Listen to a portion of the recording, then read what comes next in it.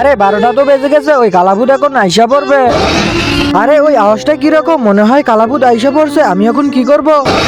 আরে এই আওয়াজটা তো বাড়তিছে, আবার কালাভূত আমার দিকে আসতেছে না তো। আরে এই বাচ্চাগুলো তো ঘুমাইতেছে, আমি এখন কি করব? এরা যদি না ওঠে আজকে তো আমি শেষ।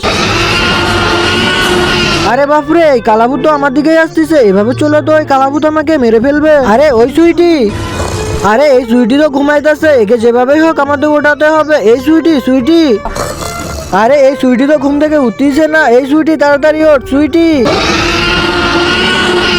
আরে বাপরে, ওই কালাভূতের আওয়াজ, আমি এখন কি করব? মাম্মি, তারপর কি হলো সেটা দেখার আগে আল্লাহর সুন্দর নামটি থেকে যারা লাইক সাবস্ক্রাইব করবে, হে আল্লাহ তুমি তাদেরকে হজ করা তৌফিক দান করে দিও। আরে সুইটি ওঠো, আরে এ তো অনেক গভীর ঘুমে ঘুমিয়ে গেছে। আরে সুইটি ওঠো, আরে সুইটি তাড়াতাড়ি ওঠো। আরে পুলিশ স্যার, আপনি এত ভয় পেয়ে আছেন কেন? আরে সুইটি তুমি আরাম করে ঘুমাইতেছো, তুমি জানো ওই কালাভূত এসে পড়ছে, ওর আওয়াজ দিতেছে। কি কালাভূত এসে পড়ছে? ও তো 12টা বাজে আসে। আরে সুইটি তুমি দেখো 12টা বাজে গেছে। আরে কি 12টা বাজে গেছে? হ্যাঁ 12টা বেজে গেছে, তাড়াতাড়ি এই গেটটা খুলে দাও, নাহলে ওই কালাভূত আমাকে খেয়ে ফেলবে। আরে দাঁড়ান স্যার, আমি গেট খুলে দিচ্ছি।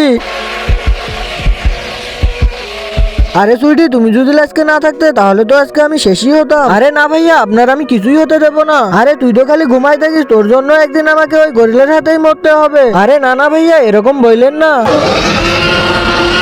আরে এটা কি কালাভূত আইসা পড়ছে? আরে ভাইয়া ভয় পেয়েন না, জেলের ভিতরে ওই কালাভূত কিছুই করতে পারবে না। হ্যাঁ ছোট, তুমি ঠিকই বলেছো।